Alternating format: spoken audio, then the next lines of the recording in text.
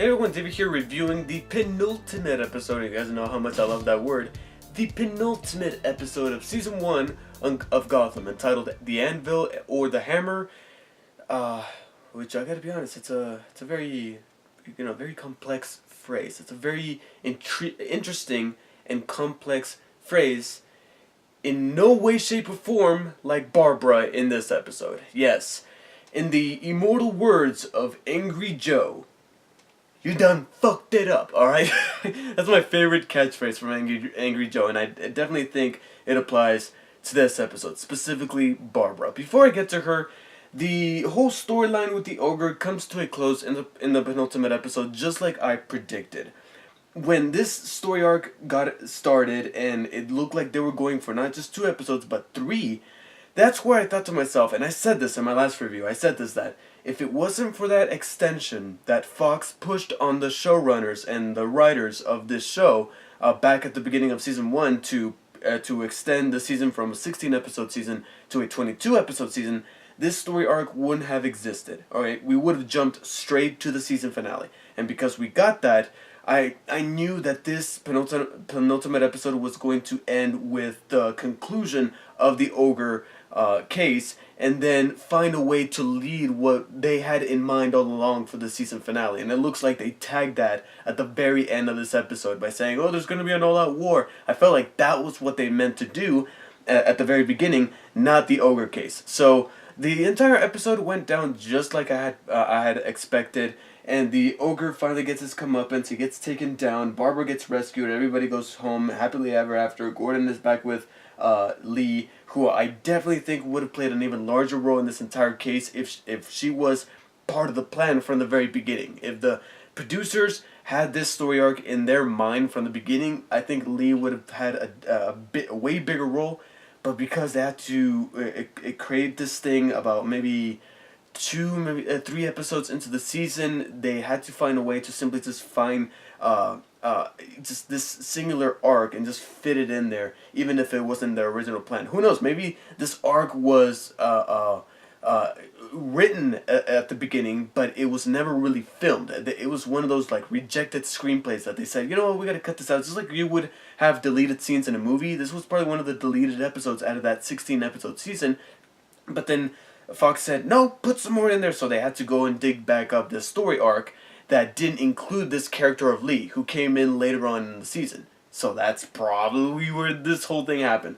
And like I said, it ended just like I was expecting. The investigation with Gordon and Bullock was pretty routine. It was fine, but again, very procedural. However, it led to what, in my opinion, is so far the biggest laugh that Season 1 was able to generate from me, intentionally, alright? And that's saying something.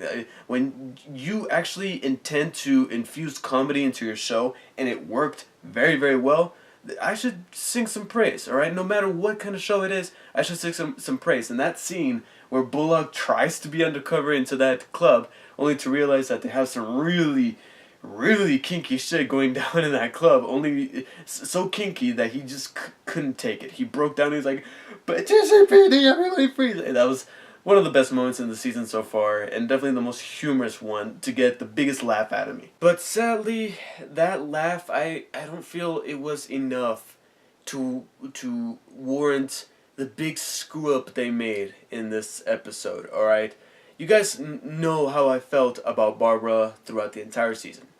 Alright, and how annoyed I was with her. Only to start turning, like a 180. Like, oh, what is this? Some actual complexity and intrigue to the character that is Barbara? In the last episode, it looked like we were getting that with her character. Alright, it looked like we finally found something that makes Barbara be in her element to make her interesting and at the very least tolerable. Because it looked like her and the ogre had some kind of fitting with each other, to where, like I said, ogre found that person that is his type of crazy, and because of that he felt like he found the one. And maybe Barbara had something inside her that made her feel like, okay, maybe he's the one as well. He might be a little bit demented, but let's go ahead and test out this wild life. Alright, take a walk on the wild side, like Lou Reed said. But when Barbara figures out that he's for real, she goes back to being a damsel in distress for a good chunk of the episode, and then later on she's in shock and she becomes one of those people that you want to give them, you want to go easy on them because they're in shock, they don't know what's happening around them, but you almost expect them to go ooh at any moment because that's literally, look at her, the expression on her face. Alright? Leading to the deaths of her parents. Just because, like, I can't come up with anybody that I want to kill, so let's see, who's the last person that ticked me off? My parents. Just give him my parents up to him. Okay, just to live, alright? And again, becoming a damsel in distress once again in the process. Really irritating, okay? You guys had something in that last episode, and instead of running with it, you decided to make Barbara just a damsel in distress again, okay? Someone that needs rescuing again. Anyways, this led to the demise of the ogre once and for all, which I was hoping at least to kill off Barbara. I was expecting him to pull, and honestly, I feel like they were gonna do that. I felt like that was actually the plan. I don't know, something about the way it was filmed and executed made me feel like they wanted to do that. But then Fox came in and said, no, you can't do that. For some weird reason. Or who knows, maybe the writers do have a plan, a better plan for Barbara in Season 2. But for now, it looks like there was a switch there. And Barbara was meant to die by that knife cut. Only for the writers to say, you know what, let's film an alternate scene just in case. And then they went with that alternate scene where she survives. Whatever. Anyways, we end up with what we got, and we have to live with it. Bruce decides to take the key that Selena managed to get for him and find this safe out within Wayne Enterprises, ultimately leading to a bit of a dead end. He gets caught, however, the guy at Wayne Enterprises, being that he's a kid, takes it easy on him, and somebody just has him escorted out. However, this leads to the introduction of Lucius Fox. I don't know the actor's name, but I think he did a pretty good job. My only slight nitpick would be that maybe his voice sounds like he's trying to do Morgan Freeman, who did play Lucius Fox in Nolan's trilogy. I feel like he's doing it just a tad bit too much, but maybe he's experimenting with the character. And so far what he does in this one scene that he has is rather cool. Again, this is mainly just a first impression because it isn't until we get that full episode where he's in it for the majority of the time that we can finally say, okay, we like or don't like this Lucius Fox. But so far, I'm liking what I'm seeing. And I guess I should mention that the only other interesting thing of note is that the one thing that guy, Sid Blunderbuss, whatever his last name was, it was really weird last name, but he tells him that his father actually turned a blind eye to the bad things that were going on at Wayne Enterprises, and this really gets to Bruce.